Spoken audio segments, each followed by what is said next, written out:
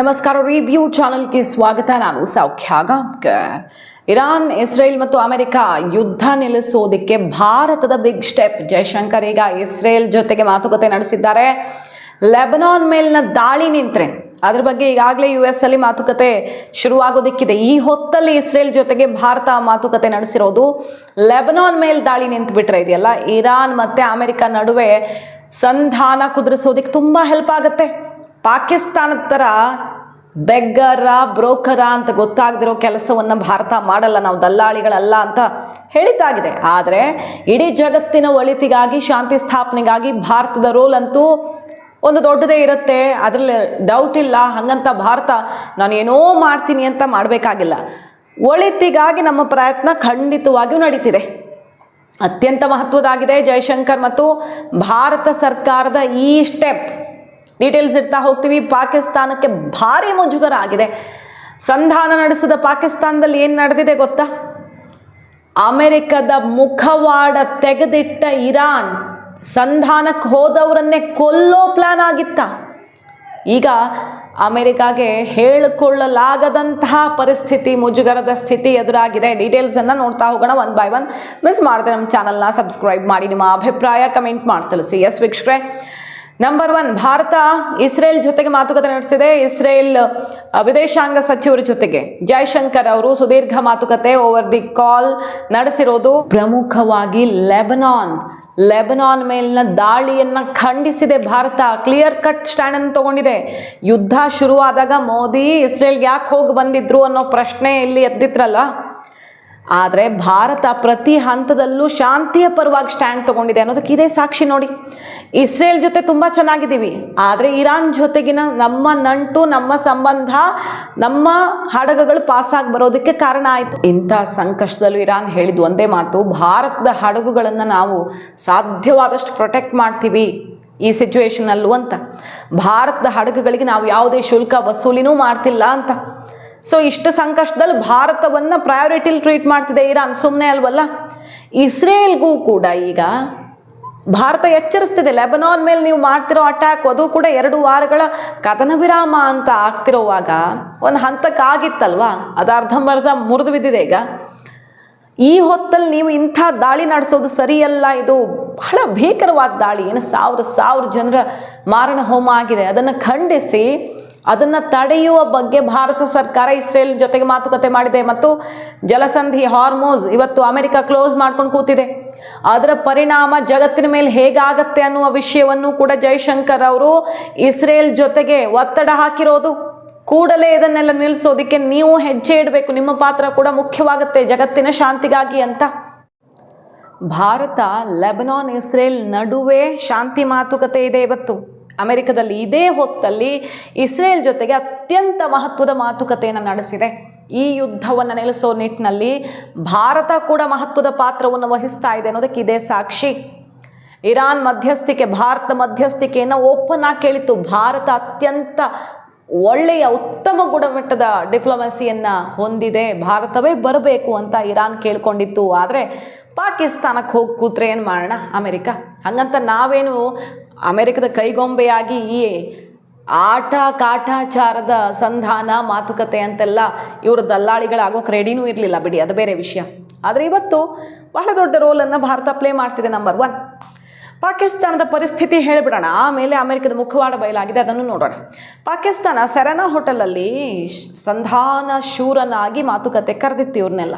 America, Iran ದಿಗ್ಗಜರು, ಜಗತ್ತಿನ global ದೊಡ್ಡ ಲೀಡರ್ಸನ್ನು ಕೂರಿಸಿ ಮಾತಾಡಿಸಿದಂಥ ಹೋಟೆಲ್ ಬಿಲ್ ಪೇ ಆಗಿಲ್ಲ ಅಂತ ಮಾನ ಹರಾಜಾಗಿದೆ.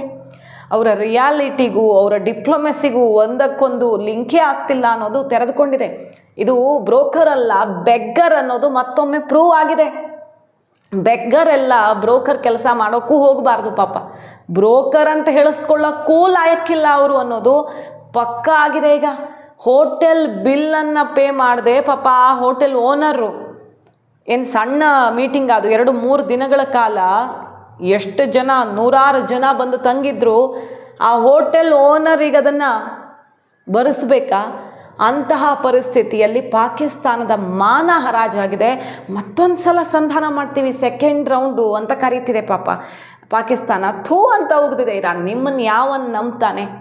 ಪಾಕಿಸ್ತಾನವನ್ನು ಯಾರಾದರೂ ನಂಬಕ್ಕಾಗತ್ತಾ? ಯುದ್ಧ ದಾಳಿ ನಿಲ್ಲಿಸಿಬಿಡ್ತೀವಿ ಅಂತ ಅಮೆರಿಕದ ಪರವಾಗಿ ಹೇಳಿ ಸಂಧಾನಕ್ಕೆ ಕೂರಿಸ್ದಾಗಲೇ ದಾಳಿ ಮಾಡ್ತೀರಾ ಅಂತ ಸಿಡಿದೇ ಎದ್ದಿದೆ ಇರಾನ್ ಪಾಕಿಸ್ತಾನದ ವಿರುದ್ಧ. ಇದು ಇನ್ನೊಂದು ಮಹತ್ವದ ಡೆವಲಪ್ಮೆಂಟು, ಅಮೆರಿಕದ ಮಾನ ತೆಗೆದಿರುವಂಥ ಡೆವಲಪ್ಮೆಂಟು. ಇರಾನ್ ರಿಪೋರ್ಟ್ಸನ್ನು ಇಡ್ತಿದೆ, ಕೆಲವು ಸಾಕ್ಷಿಗಳನ್ನು ಕೂಡ ರಿಲೀಸ್ ಮಾಡ್ತಿದ್ದಾರೆ. ಮಾತುಕತೆಗೆ ಹೋಗಿದ್ರಲ್ಲ, ಸಂಧಾನಕ್ಕೆ ಅಂತ ಕರೆದಿದ್ರಲ್ಲ, ಅವರನ್ನೇ ಕೊಲ್ಲೋದಕ್ಕೆ ಹೋಗಿತ್ತಂತೆ ಅಮೆರಿಕ. ಅವರ ಫ್ಲೈಟ್ ಎಲ್ಲ ಒಂದಿಷ್ಟು ಸಮಸ್ಯೆ ಆಗಿ, ಸೆಕ್ಯೂರಿಟಿ ಬ್ರೀಚ್ ಆಗಿ, ಸಿಕ್ಕಾಪಟ್ಟೆ ಥ್ರೆಟನಿಂಗ್ ಇನ್ಸಿಡೆಂಟ್ಸ್ ಆದುವಂತೆ. ಇರಾನ್ ಯಾರ್ಯಾರು ಸಂಧಾನಕ್ಕೆ ಬಂದಿದ್ರಲ್ಲ ಪಾಕಿಸ್ತಾನಕ್ಕೆ, ಅವರೇ ತೆರೆದಿಟ್ಟಿದ್ದಾರೆ. ಇರಾನ್ ಅಮೆರಿಕವನ್ನು ಈಗ ಹೆಂಗೆ ಶೇಮ್ ಮಾಡ್ತಿದೆ ಅಂದರೆ, ನಿಮ್ಮ ಡ್ರೋನ್ ಹೋಯಿತು, ನಿಮ್ಮ 5th ಜನರೇಷನ್ ಯುದ್ಧ ವಿಮಾನಗಳನ್ನು ಹೊಡೆದು ಹಾಕಿದ್ವಿ, ಈಗ ನೋಡಿ ನಿಮ್ಮ ದೊಡ್ಡ ಅಸಾಸಿನೇಷನ್ ಪ್ಲ್ಯಾನ್ ಫ್ಲಾಪ್ ಆಗಿದೆ, ಸೋತಿದ್ದೀರಿ, ನಮ್ಮವ್ರನ್ನ ಹೊಡೆಯೋಕ್ಕೆ ಬಂದ್ರಿ, ನಮ್ಮ ಇಂಟೆಲ್ ಆಪರೇಷನ್ನು ಯಾವತ್ತೂ ಫೇಲ್ ಆಗಿಲ್ಲ. ಯಾಕಂದರೆ ಇಂಟೆಲ್ ಇನ್ಪುಟ್ಸ್ ಕೊಡ್ತಿರೋದು ರಷ್ಯಾ. ಇರಾನ್ಗೆ ರಷ್ಯಾ ಎಲ್ಲ ಬಗ್ಗೆ ಇಂಟೆಲಿಜೆನ್ಸ್ ರಿಪೋರ್ಟನ್ನು ಪ್ರೊವೈಡ್ ಮಾಡ್ತಿರೋದು. ಹೆಜ್ಜೆಗೂ ಇರಾನನ್ನು ಕಾಪಾಡ್ತಿರೋದೇ ರಷ್ಯಾ. ಅದನ್ನು ಅಮೆರಿಕ ಓಪನ್ ಆಗಿ ಹೇಳಿದೆ. ಚೀನಾ ಈಗ ಶಸ್ತ್ರಾಸ್ತ್ರಗಳನ್ನು ಕೊಡ್ತಾ ಇದೆ, ಯುದ್ಧ ನೌಕೆಗಳನ್ನು ಇಳಿಸ್ಬಿಟ್ಟಿದೆ, ಅದು ಬೇರೆ ವಿಷಯ. ಆದರೆ ಅಮೆರಿಕಾದ ಈ ಪ್ಲ್ಯಾನು ಯಾವ ಥರ ಫೇಲ್ ಆಗಿದೆ ನೋಡಿ ಅಂತ ಮಂಗಳಾರತಿ ಮಾಡ್ತಿದೆ ಈಗ ಇರಾನ್. ಸಂಧಾನ ಮುರಿದು ಬಿದ್ದು ಬೆನ್ನಲ್ಲೇ, ಆದರೆ ಈಗ ಇನ್ನೊಂದು ಸಂಧಾನ ಆಗಲೇಬೇಕು ಅನ್ನೋದು ಅಮೆರಿಕದ ಆಸೆ ಆಗಿದೆ. ಇನ್ನೊಂದು ಸುತ್ತು 16ನೇ ತಾರೀಕು ಈಗ ಕೂರ್ತಾರೆ ಅಂತ ಸುದ್ದಿ ಬರ್ತಿರೋದು. ಇರಾನ್ ಕೂಡ ಸಂಧಾನಕ್ಕೆ ರೆಡಿ ಇದೆ, ಬಟ್ 20 ವರ್ಷ ಯುರೇನಿಯಂ ವರ್ಕ್ ಆಗಬಾರ್ದು ಅನ್ನೋದೆಲ್ಲ ಕಂಡೀಷನ್ ತಳ್ಳಿ ಹಾಕಿದೆ. ಒಂದು 5-6 ವರ್ಷ ಬೇಕಾದರೆ ನಡೆಸದೇ ಇರೋಣ ಅಂತ ಇರಾನ್ ಆಪ್ಷನ್ ಕೊಟ್ಟಿರೋದು ಅಮೆರಿಕಾಗೆ. ಈ ರೀತಿ ಈಗ ಅಮೆರಿಕದ ಪರಿಸ್ಥಿತಿ. ಚೀನಾ ಮಧ್ಯಸ್ಥಿಕೆ ನಾನು ವಹಿಸ್ಕೊಳ್ಳೋಕೆ ರೆಡಿ ಅಂತಿದೆ, ಚೀನಾಗೆ ಹಾರಲಿದ್ದಾರೆ ಟ್ರಂಪ್ ಅನ್ನೋ ಸುದ್ದಿ ಬರ್ತಾ ಇದೆ.